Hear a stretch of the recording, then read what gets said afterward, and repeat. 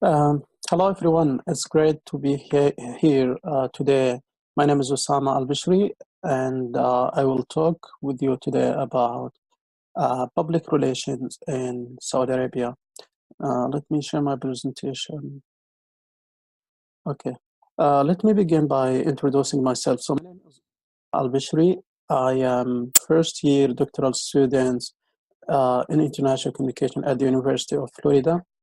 Uh, I was born and raised in a tiny village to the north of Mecca, the capital city of the Muslim world, which is located in Saudi Arabia. I got my bachelor degree in Arabic literature in around 2009. Then I got my first master degree in education administration and planning from Al Qura University in Mecca. After that, I worked as a Arabic teacher at a middle school in Saudi Arabia for 1 year.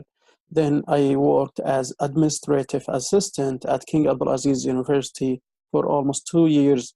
Then I was hired by the Department of Communication at King Abdulaziz University to work as teaching assistant. Um, I worked there for 2 years. Then I got a full scholarship from the university to come to the United States and study English and then do my master and PhD in communication. So I came to the United States at the beginning of 2014.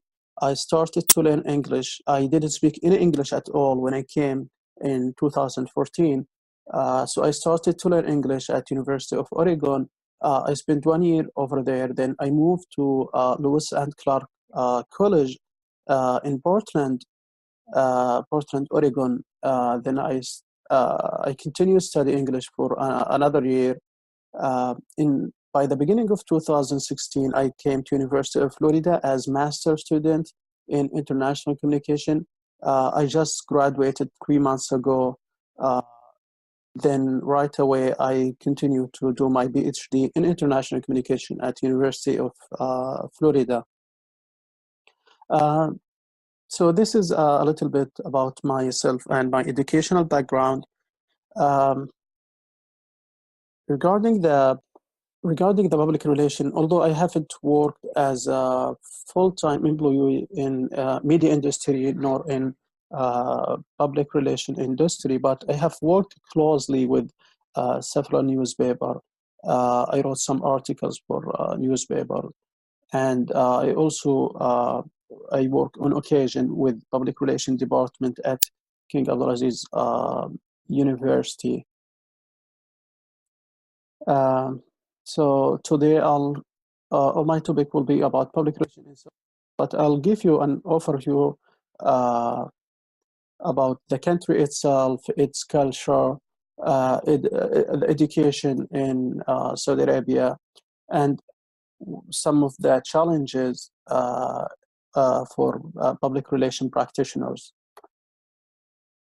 So here is my outline for my presentation today.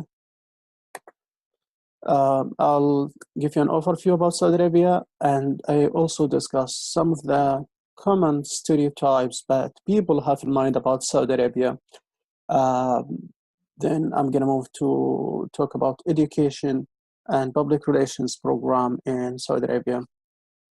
Then I'll talk about some of the cultural differences. I'll compare it to the Western culture or the US culture, and I'll talk about some of the PR challenges in Saudi Arabia, and I will end up with some suggestion for how PR practitioners can succeed in Saudi Arabia.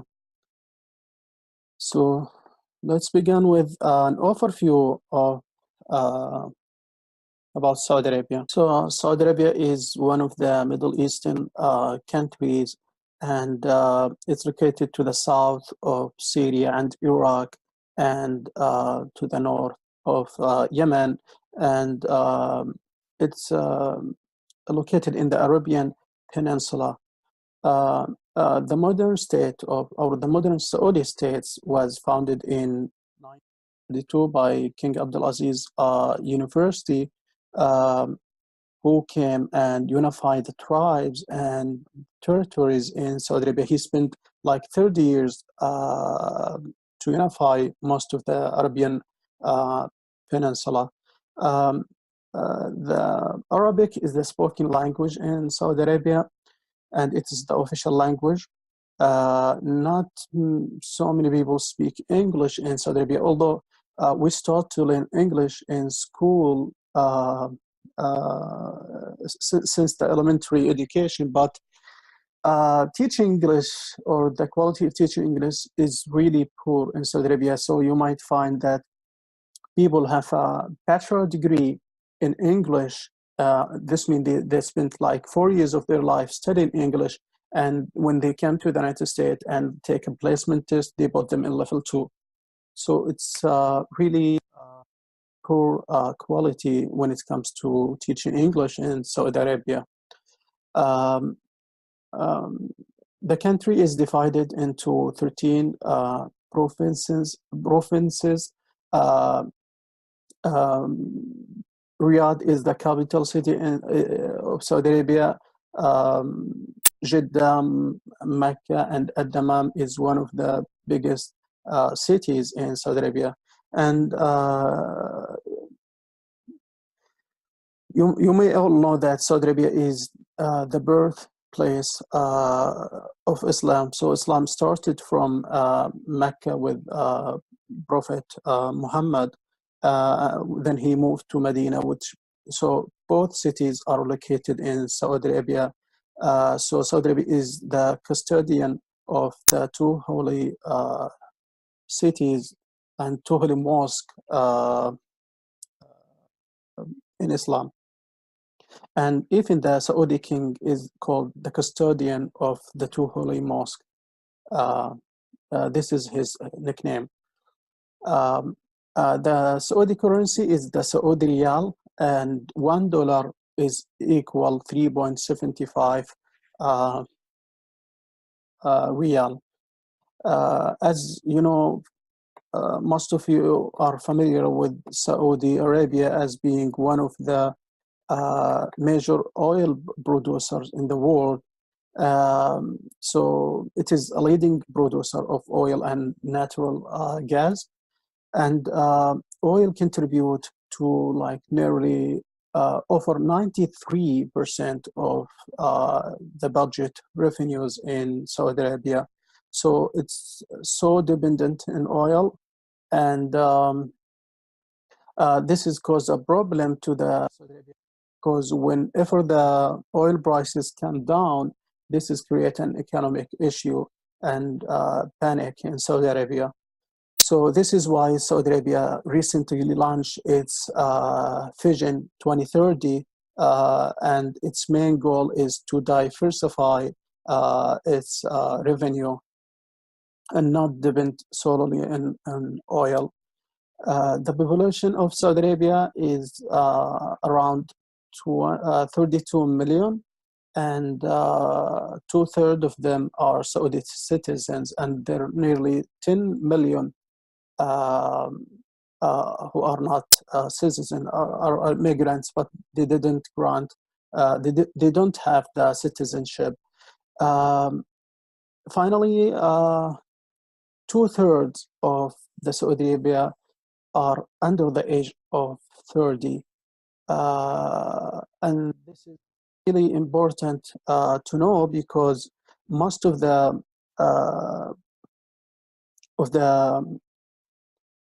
plan in the Saudi Vision 30 is focused toward the youth and empowering the youth, and give them more opportunities and make them more competitive in the workforce. So now let's move to some of the common stereotypes about Saudi Arabia. I think it's important to mention this here, because we all have stereotypes about other countries and about other cultures, and Saudi Arabia is not an exception. So yeah, here are some of the stereotypes. For example, people have stereotype about Saudi Arabia. Saudi Arabia, they are super rich, and they might have oil in their homes, and this is not completely true. I mean, Saudi citizens are not are like any other citizen in the world. I mean, some of them are poor, some of them are, and most of them are in the middle class, uh, and a few are rich. So it is not. I mean, it is not right to say that all Saudis are rich. Another common stereotype is that women are not allowed to work, and this is completely false because women do work in Saudi Arabia, and if you go to most places and ministry, you will see women uh, making um, significant proportion of the workforce at any Saudi agency or institution, or even in the public sector. Next is women are not educated, and this is completely false because uh, if you look back like 60 years ago to Saudi Arabia, there were no education for women in Saudi Arabia 60 years ago. They started with King Faisal. They allowed them to go to school, uh, and they started to go to school. And now, Saudi females they make like 50% of the college students uh, in Saudi universities. So half of the students in Saudi Arabia are female. And if you look to the statistic by the Ministry of Education and Saudi Arabia, you will notice that even for uh, public education, uh, more than half of the students are actually female. Um, the next is that Saudi ride camels out in the desert. This is, I mean, I hear this often, and this is not completely true because, I mean, I haven't ridden camel in my life. I mean, I'm a Saudi. I love camels. I eat camels. I mean, I drink their milk, but I have not ridden camels. And we do love to go to the desert. Uh, Finally, it is unsafe for Westerners to travel to Saudi Arabia. And I can assure you it is completely safe. I mean, I had this experience where one day I took my car to the mechanic and I told him, I'm going to leave my car at your place for like 2 weeks and I'm going to travel abroad. He asked, where are you going? And I told him I'm going to Saudi Arabia. And he said, be safe. I mean, and be careful over there. I asked him why. And he started to talk about all the stereotypes that he has in his mind about Saudi Arabia and what he heard in media. So uh, it is totally safe to go to Saudi Arabia, although it's hard to get the visa to go to Saudi Arabia if you are not Muslim or like if you are not a businessman or woman. But now they are talking about giving uh, tourist visa to anyone who willing to come to Saudi Arabia, and they're gonna issue such visa soon. Uh, Education in Saudi Arabia, and I'm gonna talk about education in general in Saudi Arabia. Then I'm gonna focus on PR education in Saudi Arabia. So, in general, the like I said, the education in Saudi Arabia is offered for free at any level. I mean, at the public, the elementary, the middle school, the high school, and also the college. Uh, uh, Education is for free, and also the graduate level is for free, either as master or PhD level. It's offered for free. So far, we have around 30 public universities in Saudi Arabia and many other private universities and colleges in the country. Um, and also, we have a really good scholarship program that was started in 2005 by, it's called King Abdullah Scholarship Program. It was started in 2005 after an agreement between President Bush and King Abdullah uh, to give the Saudi students the opportunity to go uh, to any place in the world, especially in the United States, and get their higher education. Um, so we have hundred of thousands of Saudi students who get of such program, and they traveled abroad, they study, they had a bachelor or master or even doctoral degree um, from over 55 countries worldwide. So if you can see to the infographic here, I know it's in Arabic, but at least the numbers are in English. So you can see here, where is the highlighter? So you can see here currently, and this I got those statistics for 2017. There are nearly 190,000 students who study abroad, and they are fully covered and fully supported by of education in Saudi Arabia. They get their tuition paid, they got health insurance, and they got also monthly salaries, and they got annual ticket back home for every summer or even in the Christmas holiday.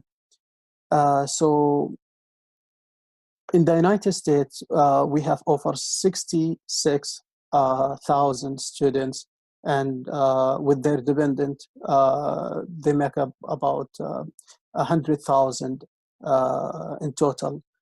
Um, so I am one of the students who are covered by such program. So I got all my tuition and my health insurance, and I got monthly salary from the Saudi government.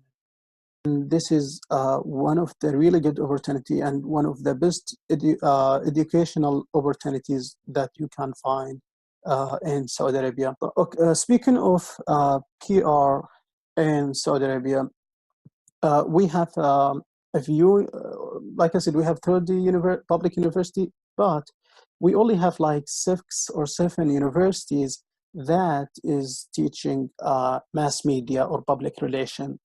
And actually, we have only 2 or 3 universities that are teaching public relation in Saudi Arabia. And what I noticed, because like I said, I work at the College of Media and Communication at King Abdulaziz University in Saudi Arabia.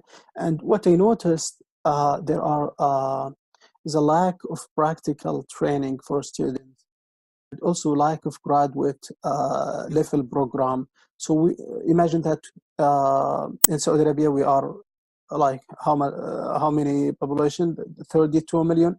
We only have one doctoral program in public relations. Okay, how they gonna like compensate for this? Uh, Through the King Abdullah Scholarship Program. Right now, we have over 600 students who specialized in mass communication and public relation in the United States. Now, let me talk about the cultural differences between the Saudi culture and the US culture. And I won't be able to cover all the cultural differences um, in this lecture, but I'm going to highlight some of the differences. So first, one of the differences is the differences in terms of the versus collectivism. Saudi Arabia is a collectivistic society, and they place great value not only in their physical family but also in their spiritual family.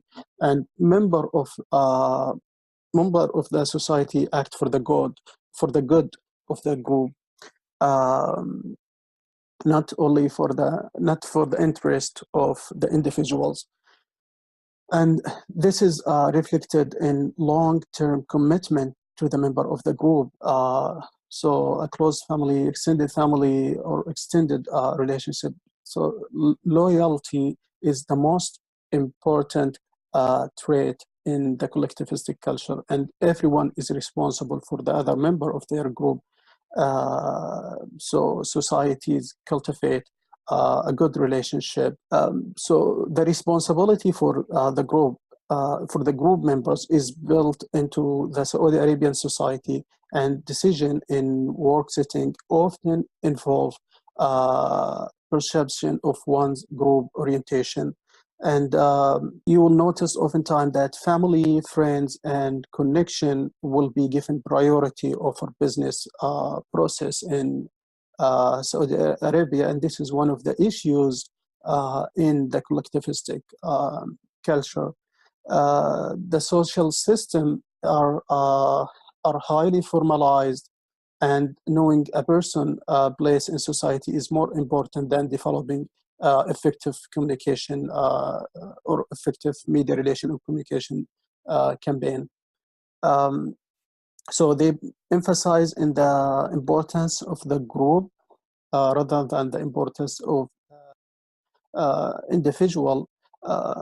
And also they tend to be like supportive to each other, looking for each other. For example, if you go to Saudi Arabia, you will not find any homeless people in Saudi Arabia. So homelessness does not exist in Saudi Arabia, and this is not the case, for example, in individualistic culture. For example, if you came to the United States, you'll notice homeless in the street, and when you ask people, they will say it is his or her responsibility to find a job. This is not the case in Saudi Arabia, because if people, for example, so like a family sleeping in the street, they will immediately try to help them and find accommodation and provide accommodation for them. Next, masculinity and femininity. Saudi Arabia has one of the largest male-female gaps, and I would say that Saudi is a masculine society, and the masculine country, as you know, live in order to work, and managers are expected always to be decisive, and I'm not gonna say aggressive, but like decisive and confident, and to emphasize fair and competitive performance, they must better or battle and conflict resolutions. Uh, there are clearly defined gender role and expectation in Saudi Arabia, but I would say recently Saudi Arabia is trying to empower women and give them more opportunities and more position in the government institution, uh, as part of uh, the crown prince, the new crown prince plan to reform or to apply domestic reforms in Saudi Arabia and to modernize the Saudi social and political life. Next is low context versus high context. I would say each culture has a combination of both, but you might notice, for example, some of the culture leaning toward being high context, using context communication. So Saudi Arabia is a high context culture. This is fit with the collectivistic characteristic of the Saudi Arabia. So the kingdom use high context communication, mean that the current environment and body language are depends upon the person who received the message to understand and interpret the message. So they use body language, facial expression, eye contact, gestures, all these to communicate the messages and make the messages more ambiguous and brief. So they leave it for the um, receivers to interpret and understand the message. So it is less verbally explicit communication and less written formal information, and it's more internalized understanding of what is communicated. Um, Time and punctuality, and this is one of the theme that you will notice in the entire Arab world or the entire Middle East. They are not. So if they tell you like they come 9 a.m., they will not come. I mean, if they come like 9:10, that's good. It's mean that they are like being on time.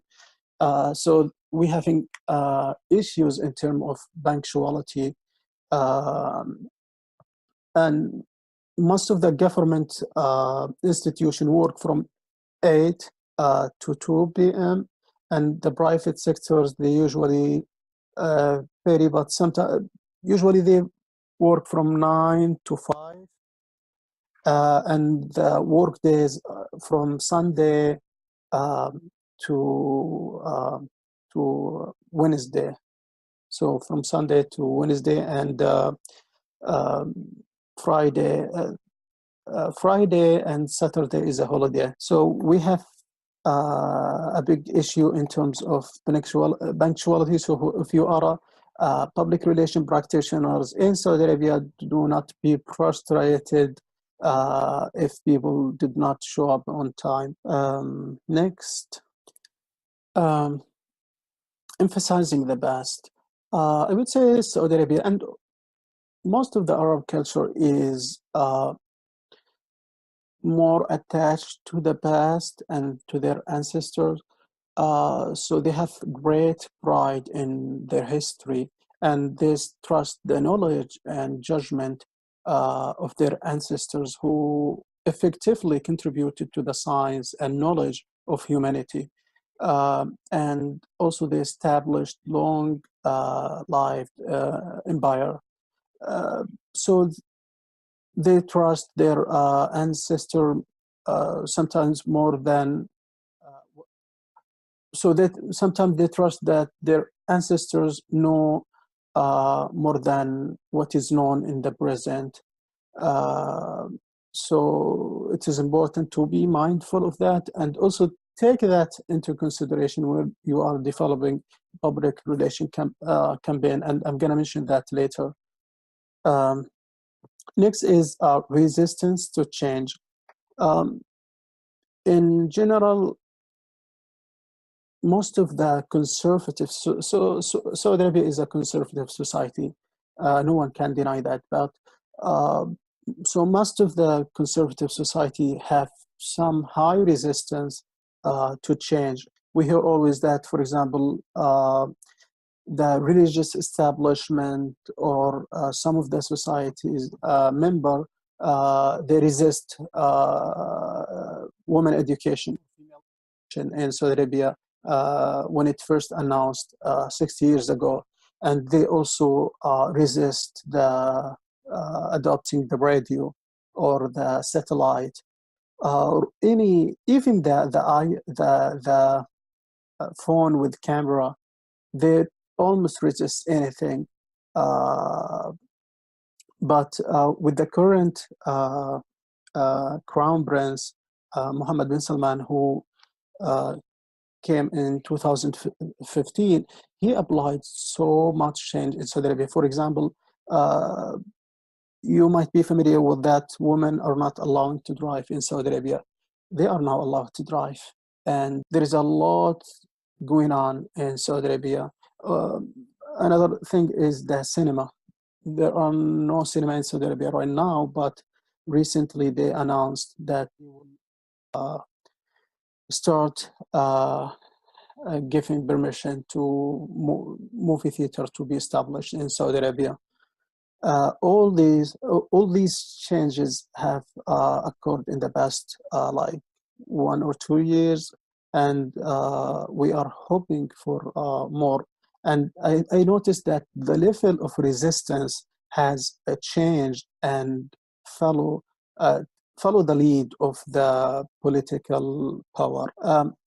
Finally, I would mention that for regarding the assessment or criticism, if you are a public relation practitioners who happen to work on in Saudi Arabia, try to avoid giving like personal criticism or assessment in front of other people. So uh, tend to take it personally if you like criticize their work, or like they find it like sense with sense of humiliation, or like disregarding to their work. So if you um, trying to give if you are trying to give an assessment to your like workmate or to your colleague, try to do this in behind door and in an individual meeting, not in front of the other member. This is really important for not only Saudi but also for Arab, because they might take it personally, and then this will affect their work in the long run. Now let's talk about the challenges of public relation development and practices in Saudi Arabia. There are so many challenges, but I'm just picked, I think, the most important five, um and you can search for more if you want. So one of the biggest issues in public relation practices and also development in Saudi Arabia is uh, the management's attitudes toward the profession, or their perception of the public relations. So uh, you will mostly find that the top management and their perception is about public relation is center around or concentrate guest relation, protocol, receptions, uh, relationship with the media, providing or distributing brochures and publications. All these kind of secondary activities are um, contributed, or is the perception of the management of now we will discuss some of the challenges that public relation practitioners face in Saudi Arabia. Now let's talk about some of the challenges that public relation practitioners may encounter in Saudi Arabia. And there are so many challenges and issues that is related to public relation practices in Saudi Arabia, but I'm going to focus on only five, and you can for more if you want. Uh, the biggest issues when we talk about public relations in Saudi Arabia is the top management perception or attitude toward the profession. So most of the management perception of public relation is centered around they use public relation, think of public relation as a tool for publicity, for positive propaganda, and uh, and also they think that public relation is concentrate on guest relation, protocol, relation with developing relation with media distribution, distributing brochures and publications. All these kind of secondary activities done at the expense of essentials. So changing this perception of the top management is quite important. So public relation is not giving a priority nor the importance in the corporate system or the institution system. And public relation practitioners are not usually being involved in the decision-making process nor in the planning for the company vision. Another challenges, and this is you'll notice will affect all the following, create more and more challenges, and it will be reflected on the subsequent issues. Another issue is lack of training and qualifications. Like I said, um, only 2 or 3 universities in Saudi Arabia provide an education or programs in public relations, and some of these programs are not focused solely in public relation, but they give so much courses on other subject that has nothing to do with public relation. For example, one of the master program in public relations in Saudi Arabia, when I saw their course description and their degree plan, I saw the degree plan is 3 years. Only 1 semester is dedicated to public relation courses, and this with level, and you can imagine what's happened in the undergrad level. And another issue is that students are not being involved in training, practical training. So they are not, most of the time, they are not being sent to corporates or offer internship to go and practice public relation over there. And if you go to any government institution or any corporate, to the public relation department at any corporate or government institution, you will notice that there are so many employees in these departments that has no background at all in public relation. I mean, they mostly think that anyone can do public relation, anyone can handle this job. Uh, Welcoming the guest and do the protocol and distributing publication brochure. Anyone can handle the public relation jobs, and so they don't have like genuine understanding of what is public relation is, what the actual values and tasks of public relations. Also, because of this issue, the second issue, public relation practitioners are given poor position in the organizational chart. They are not being paid well, and they are not being appreciated, I mean, among their colleagues for the same issue I just mentioned, that they say that anyone can do public. So why do we give them like a high position? And I mean, this is mostly the case, but if you go to, for example, to Aramco, the biggest oil company in Saudi Arabia, it's the only oil company in Saudi Arabia, but it is one of the biggest in the world. You'll see the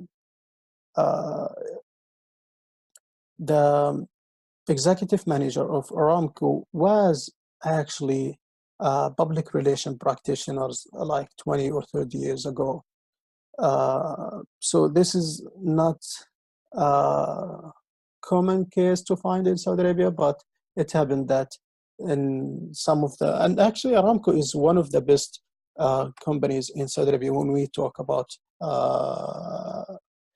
PR. The companies is trying to imitate the experiment of or the model of Aramco when it comes to PR.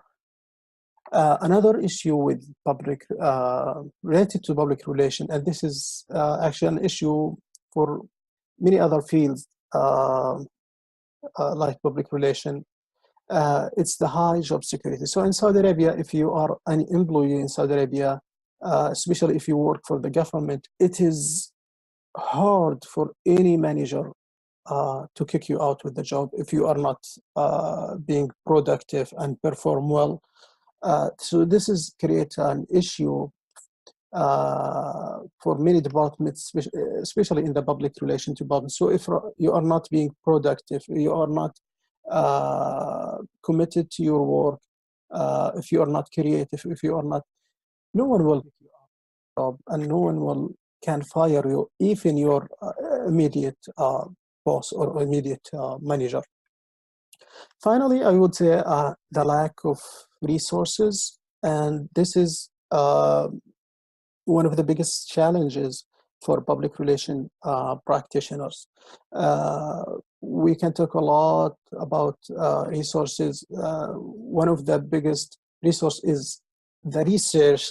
So research is one of the main drawback of public relation practice in Saudi Arabia, and this affect negatively the outputs and performance of public relation. So, one cannot have strategy and efficient planning without uh, sound research, opinion poll, and content analysis. So you will not, it is rarely that companies and public relations departments rely on research to develop their planning and public relation campaign. So this brings me to the next slide. How public relation practitioners can succeed in Saudi Arabia. So I listed some of the elements that I think it's important for international public relation practitioners to know, and this will help them if they come to Saudi Arabia and practice or any part of the Arab world and practice public relations. So the first one is emotional appeals. So emotional appeals are more likely to be persuasive in Saudi Arabia than logical appeals. So practitioners focus and stress uh, that a practice is accord with uh, teaching of Islam and play in the emotional appeals. A message that, for example, include religious elements might use dramatic element and stories which may resonate with some of their cultural background. I would say that so understanding how people think is important for public relation practitioners to succeed. So emotional appeals is important. Second, knowledge about Islam. Islam is the main and only faith that is practiced in Saudi Arabia, and Muslims in general, and Saudi Arabia in particular, are very attached to their religion, and their daily lives and daily practices is centered around religion. When they eat, when they wake up, they pray 5 times a day. If you go to Saudi Arabia, you will see call for adhan and people going to pray everywhere 5 times a day. So most of their life are centered around religion. You will not have any conversation with Saudis or without mentioning of like religion or something related to religion. So non-Saudi practitioners or international public relation practitioners need to accommodate religion for successful implementation of public relation campaign in Saudi Arabia. I would say that most of the time that Saudi will or Muslim in general will probably rank whatever has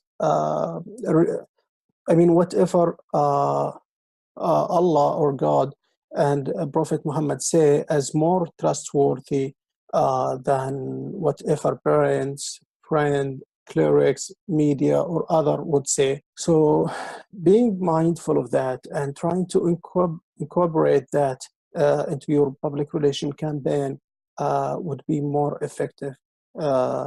Next is respect for social hierarchy.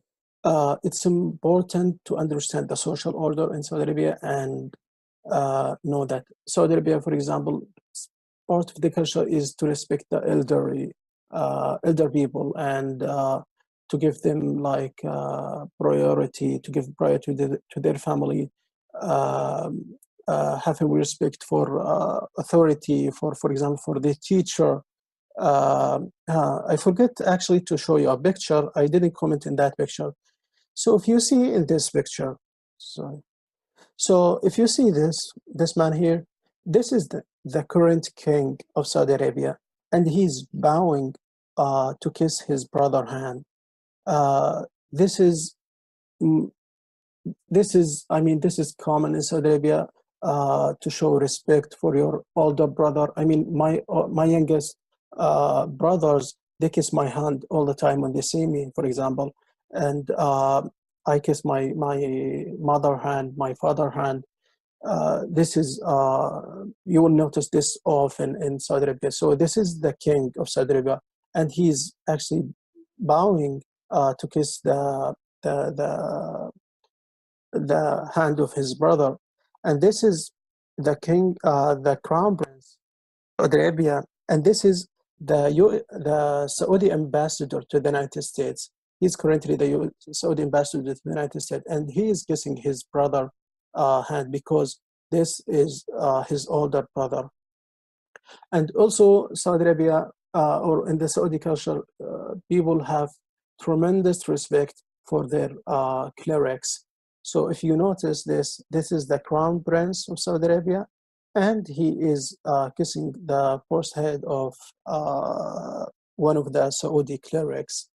So knowing all of these is important for public relation practitioners because, like I said, Saudis have a tremendous respect to the social order and to the hierarchy, social hierarchy, and the social hierarchy is important. For example, for you, when you develop public relation campaigns, establishing relationships beforehand with political leaders, with clerics, with tribal leaders is important for you if you want to like succeed in your public relation campaign, and also for you as public relation practitioners who are not Saudis, you are encouraged to engage with like I said, with Saudi political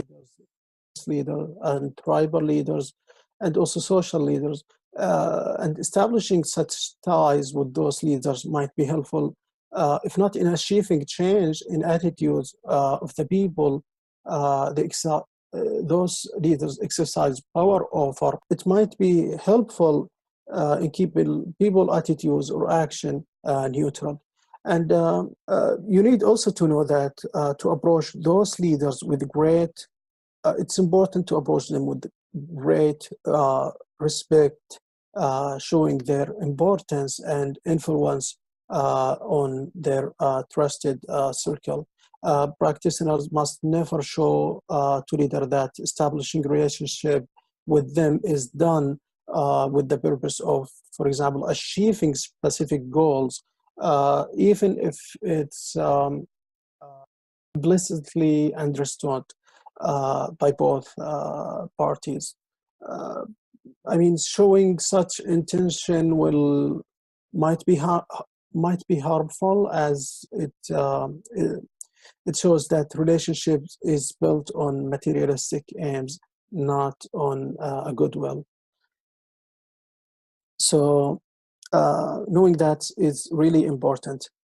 Next is understanding the cultural differences. I talked about cultural differences, and it is important to understand those cultural differences because the Saudi culture is so different from the US cultures. For example, I mean, let me give you just a brief example. If you see people or two men uh, holding each other hands, this is indicate a friendship. I mean, they are not being like you might if you see this in the United States, like two men walking together, holding each other hand, you might understand it in a different way and have different interpretation. But if you go to Saudi Arabia and see, you will see, notice so many people holding each other hand as showing of a good friendship. Another, for example, cultural differences is try to avoid, for example, admiring an item too much. If you go to, for example, to someone's house or meet a friend over there in Saudi Arabia, try to avoid admiring items you see, like it's common, for example, here in the United States, oh, I like your t-shirt, I like your watch, I like, but if you say this for Saudi in Saudi Arabia, they might give you, for example, if you go, oh, I like your watch, they might take their watch off and feel obligated to give it to you. So be mindful of that. There are, like I said, I can talk forever about cultural differences between the two countries, but the time doesn't allow for that. Think about the past and connect it with and future. Remember when I told you that Arab in general and Saudi Arabia in particular are so attached to their ancestors' heritage and to their past, and they often emphasize the past in their conversation.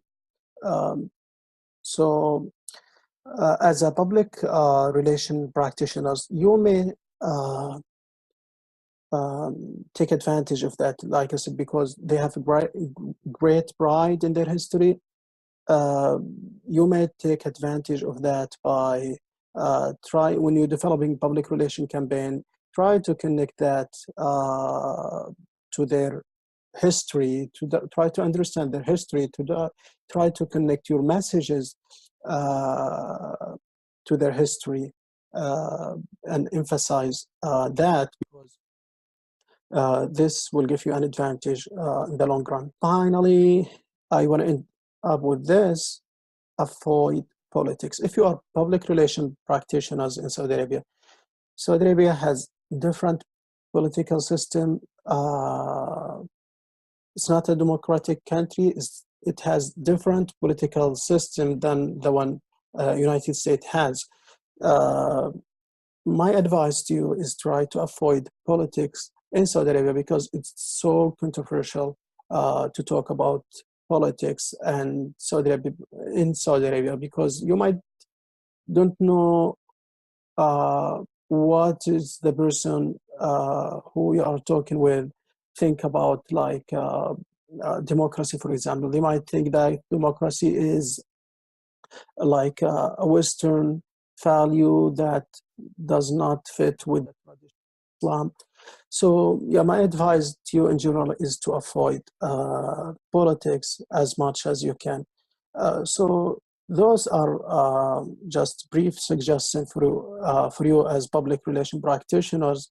Uh, I hope I covered most of you are what you are looking for. I read the book chapter that your instructor assigned to you, and I tend to agree with most of what the author said in the chapter. Here's my contact information. I'll be happy to talk with you either through email or Skype and discuss the topic.